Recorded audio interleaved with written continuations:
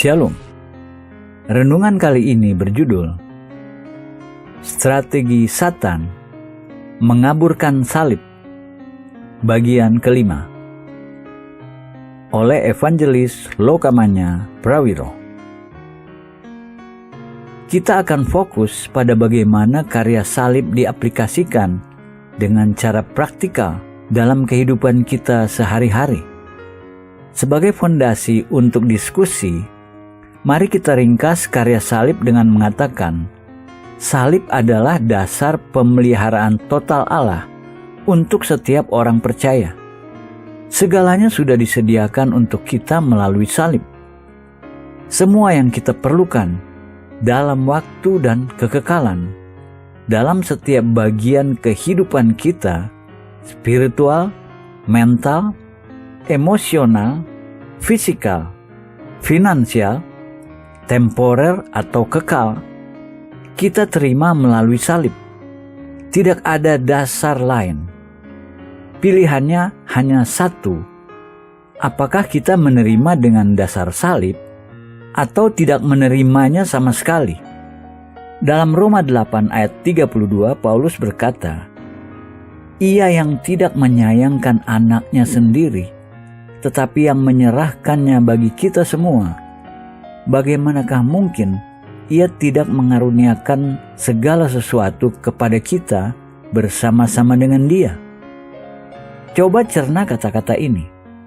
Allah melalui Yesus memberi kita segalanya dengan cuma-cuma. Di luar Yesus, Ia tidak memberi apa-apa. Melalui salib, kita menerima segalanya.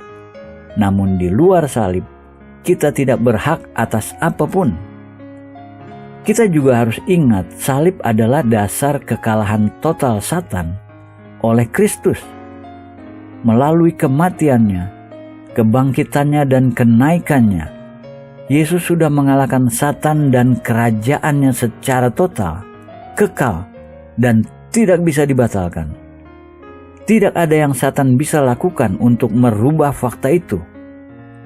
Dan sebagai hasil dari salib, kita memiliki kemenangan atas musuh. Tidak ada yang Satan bisa lakukan untuk merubah fakta itu. Dan sebagai hasil dari salib, kita memiliki kemenangan atas musuh. Jika kita bertempur dengan Satan dengan dasar lain selain salib, kita akan dikalahkan. Meski demikian, di atas fondasi yang Yesus capai melalui salib, kita hidup berkemenangan secara total. Kedua fakta penting di atas mengenai salib, dasar pemeliharaan total Allah, dan dasar kekalahan total Satan. Musuh mengimplementasi strategi khusus melawan gereja. Untuk mengaplikasikan kemenangan Yesus dengan efektif dalam kehidupan praktikal kita sehari-hari, kita perlu menyadari strategi ini dan bagaimana mengatasinya. Ketika Yesus disalib, Satan awalnya membayangkan ia memperoleh kemenangan besar. Meski demikian, dengan kecewa, ia mendapatkan sebaliknya yang terjadi. Satan menyadari melalui kematian Yesus di Kalvari, semua klaimnya dibatalkan dan semua kuasanya diambil darinya. Ia tidak bisa merubah apa yang sudah dicapai melalui salib, yang diselesaikan oleh Allah Maha Besar, kekal untuk selama-lamanya. Jika kita di posisi Satan, menemukan melalui pengorbanan Yesus di salib segalanya yang kita coba capai digagalkan, apa yang akan kita lakukan? Dengan cara Satan yang sangat cerdik menghadapi realita ini, ia tahu pilihan satu-satunya mengaburkan karya dan kuasa salib, menghalangi orang-orang menyadari apa yang Yesus capai untuk mereka di Kalvari. Ketika kita sebagai orang Kristen kehilangan visi kemenangan Yesus untuk kita di Kalvari, kita tidak bisa lagi mengalami faedah-faedah yang diberikan oleh salib. Lebih jauh, ketika kuasa salib dikaburkan, kita tidak bisa menerapkan kemenangan Kristus atas Satan. Ini khususnya strategi yang Satan coba implementasi selama hampir 2000 tahun.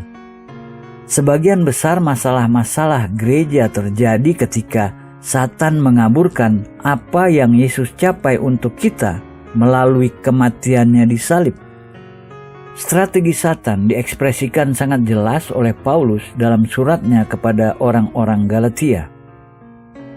Kita membaca kata-kata ini dalam Galatia 3 ayat 1. Hai orang-orang Galatia yang bodoh, siapakah yang telah mempesona, bewitch atau menyihir kamu? Bukankah Yesus Kristus yang disalibkan itu telah dilukiskan dengan terang di depanmu? Kata-kata ini, mempesona atau menyihir, kunci untuk mengerti masalah-masalah orang Kristen dalam gereja hari ini.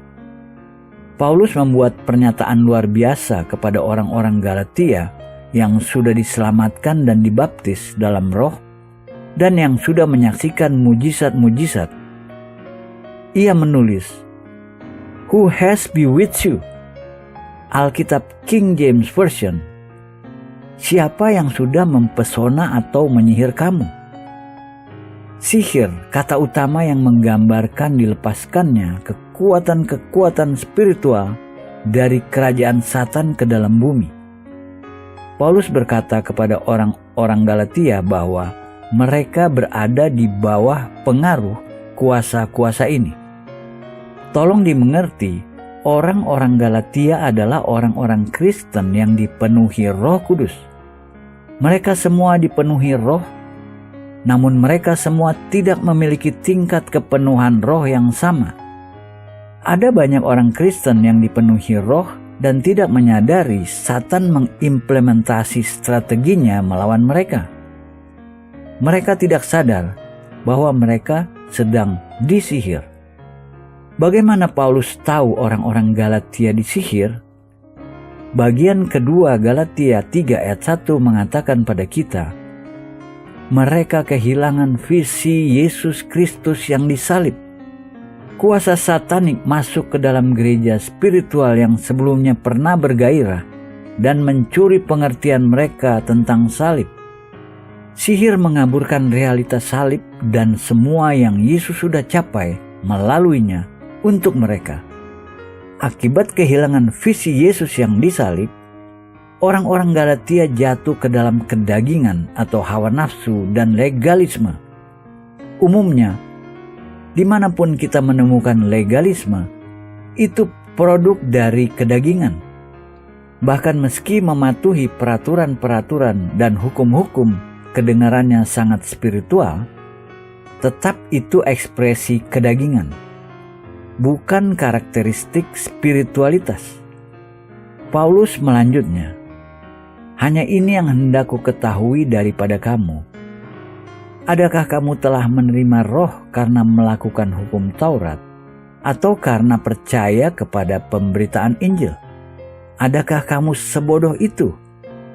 Kamu telah mulai dengan Roh, maukah kamu sekarang mengakhirinya di dalam daging? Sia-siakah semua yang telah kamu alami sebanyak itu? Masakan sia-sia? Jadi bagaimana sekarang? Apakah Ia yang menganugerahkan Roh kepada kamu dengan berlimpah-limpah dan yang melakukan mujizat di antara kamu berbuat demikian karena kamu melakukan hukum Taurat atau karena kamu percaya kepada pemberitaan Injil? Galatia 3 ayat 2-5. Tolong dicatat fakta-fakta ini. Orang-orang Galatia diselamatkan dan dibaptis dalam Roh, dan Allah mengerjakan mujizat di antara mereka. Namun mereka disihir. Dalam nas ini, Paulus berbicara mengenai dua akibat yang kita cirikan dengan kehilangan visi Yesus yang disalib. Apakah itu? Pekerjaan hukum dan pekerjaan daging. Dengan kata lain, legalisme dan kedagingan. Legalisme didefinisikan sebagai usaha memperoleh kebenaran dengan Allah dengan mematuhi seperangkat peraturan. Tidak jadi masalah apakah hukum Musa beberapa regulasi denominasi atau kode moral pribadi. Siapapun yang ingin memperoleh kebenaran dengan Allah dengan mematuhi hukum atau seperangkat peraturan adalah legalisme.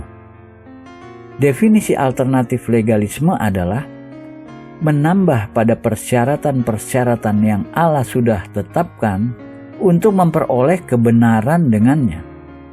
Sebab kepada kita pun Allah memperhitungkannya, karena kita percaya kepada Dia yang telah membangkitkan Yesus, Tuhan kita, dari antara orang mati, yaitu Yesus yang telah diserahkan karena pelanggaran kita dan dibangkitkan karena pembenaran kita. Roma 4 ayat 24-25. Tidak ada pendeta, gereja, organisasi, atau guru Alkitab memiliki otoritas untuk menambah persyaratan apapun untuk memperoleh kebenaran dengan Allah selain dari iman. Persyaratan apa saja sebagai tambahan untuk mempercayai satu yang menyerahkan Yesus bagi dosa-dosa kita dan membangkitkannya untuk kebenaran kita adalah legalisme. Orang-orang Galatia ditipu oleh Satan karena ia berhasil mengaburkan realita dari apa yang terjadi di salib. Akibatnya, orang-orang percaya ini kembali ke dalam usaha-usaha kedagingan untuk menyenangkan Allah dengan mematuhi peraturan-peraturan yang dalam kasus mereka adalah hukum-hukum Yahudi. Akibat dari tipu muslihat ini dalam gereja Galatia mengejutkan. Seperti Galatia 3 ayat 10 menunjukkan, karena semua orang yang hidup dari pekerjaan hukum Taurat berada di bawah kutuk. Sebab ada tertulis, terkutuklah orang yang tidak setia melakukan segala sesuatu yang tertulis dalam kitab hukum Taurat. Galatia 3 ayat 10. Realita yang sebagian besar orang tidak mengerti adalah untuk dibenarkan oleh hukum Musa, seseorang harus melakukan seluruh hukum setiap waktu. Jika kita menyerahkan diri kita ke bawah hukum dan gagal mematuhi setiap aspek darinya, kita membawa kutuk atas diri kita. Kenapa? Karena hukum sendiri berkata setiap orang yang tidak melakukan semua hukum setiap waktu dikutuk. Dalam Galatia, akibat-akibat dari salib dikaburkan oleh aktivitas-aktivitas Satan adalah legalisme, kedagingan, dan kutuk. Untuk pengertian lebih jauh apa yang terjadi dengan orang-orang Galatia, kita bisa beralih pada Yeremia 17 ayat 5. Beginilah firman Tuhan, terkutuklah orang yang mengandalkan manusia, yang mengandalkan kekuatannya sendiri, dan yang hatinya menjauh daripada Tuhan. Kutuk dijatuhkan pada siapapun yang hatinya menjauh daripada Tuhan. Jika seperti orang-orang Galatia, sekelompok orang mulai dengan berkat dan kuasa supernatural Allah, memiliki Roh Kudus bergerak dan bekerja melalui hidup mereka, menghasilkan hasil-hasil yang hanya Ia sendiri bisa hasilkan, dan lalu orang-orang itu kembali pada usaha, rencana, organisasi, dan program mereka sendiri. Apa yang mereka katakan pada Allah? Allah, kita senang memiliki Roh Kudus, namun menurut kita akan lebih baik jika kita melakukannya tanpa Engkau. Orang-orang itu menghina Roh Allah. Itu sebabnya Ia menjatuhkan kutuk atas mereka. Ayat selanjutnya adalah gambaran jelas mengenai orang di bawah kutuk. Ia akan seperti semak bulus di padang belantara. Ia tidak akan mengalami datangnya keadaan baik. Ia akan tinggal di tanah angus, di padang gurun, di negeri padang asin yang tidak berpenduduk. Yeremia 17 ayat 6. Bagi orang dalam ayat ini, Ada banyak berkat-berkat di sekitarnya, namun tidak pernah mencapainya. Hujan turun di sekitarnya, dan tanah di sekitarnya berbuah, namun ia hidup dalam tanah kering, tandus, terkutuk. Hampir setiap denominasi besar dalam gereja mulai dengan lawatan supernatural Allah. Jika tidak, mereka tidak pernah memiliki dampak dalam sejarah. Tidak jadi masalah denominasi yang mana, karena Allah melawat mereka dengan kuasa supernatural berdaulatnya. Tragiknya, meski demikian, sangat sedikit dari denominasi-denominasi ini saat ini bergantung pada kuasa supernatural berdaulatnya yang sama yang melahirkan mereka. Seperti orang-orang Galatia, mereka mulai dengan roh, namun mencoba menjadi sempurna dalam kedagingan. Lihat Galatia 3 ayat 3. Kita menggarisbawahi poin ini karena isu ini sesuatu yang real saat ini dan sangat penting. Ini bukan masalah samar-samar yang terjadi dalam kelompok kecil terpencil yang kesasar di satu tempat. Kita mengungkap strategi destruktif Satan melawan gereja Yesus Kristus. Apa senjata utama Satan? Mengaburkan realitas salib. Umumnya, akibat kehilangan visi kita mengenai apa yang Yesus capai bagi kita di salib, kita mengganti yang spiritual dengan yang jiwani. Manusia terdiri dari roh, jiwa, dan tubuh, dan jiwa memiliki fungsi-fungsi absah.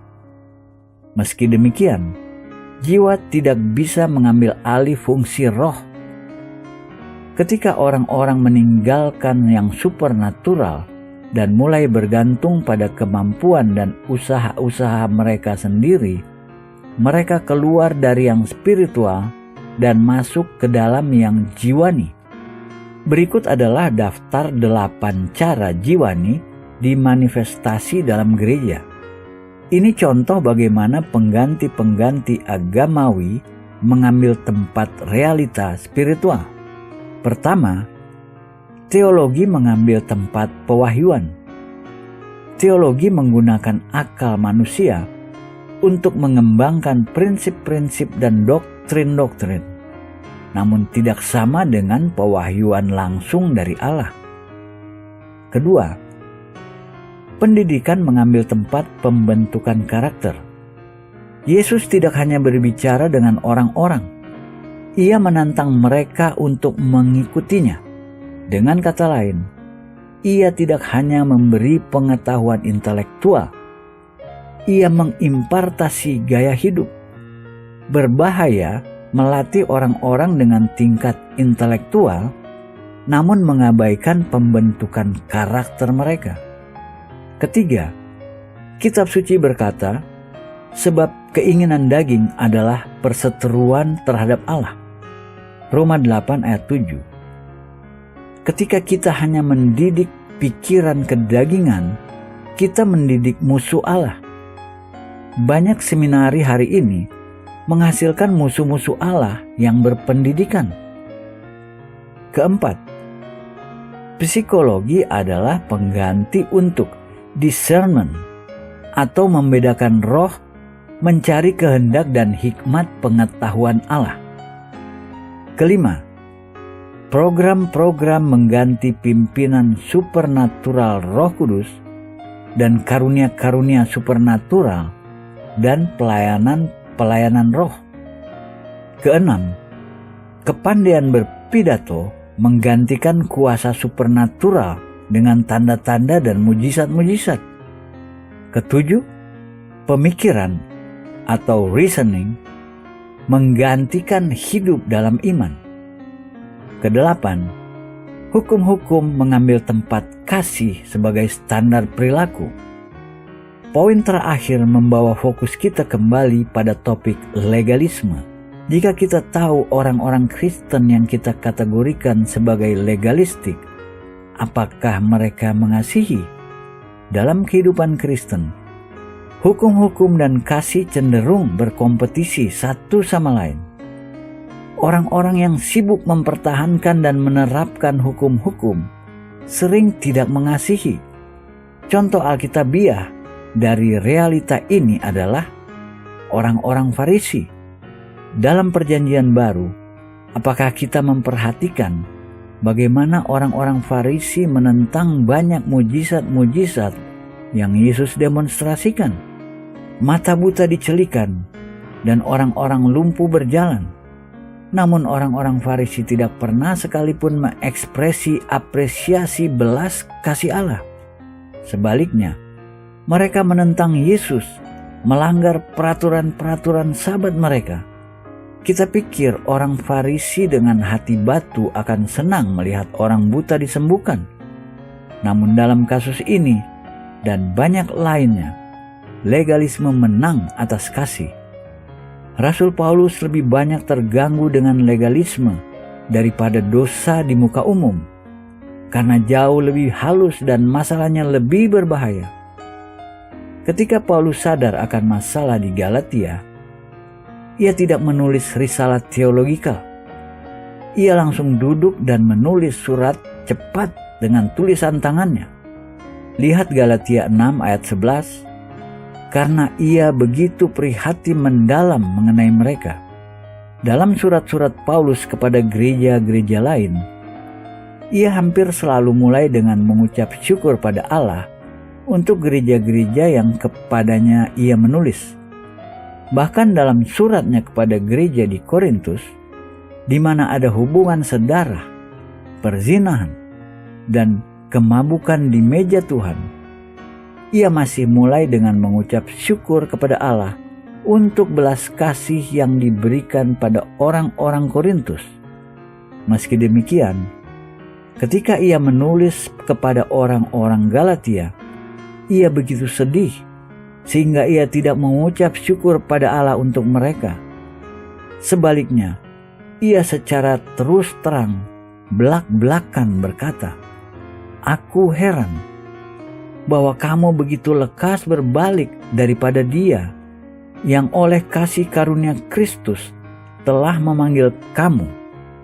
Lihat Galatia 1 ayat 6.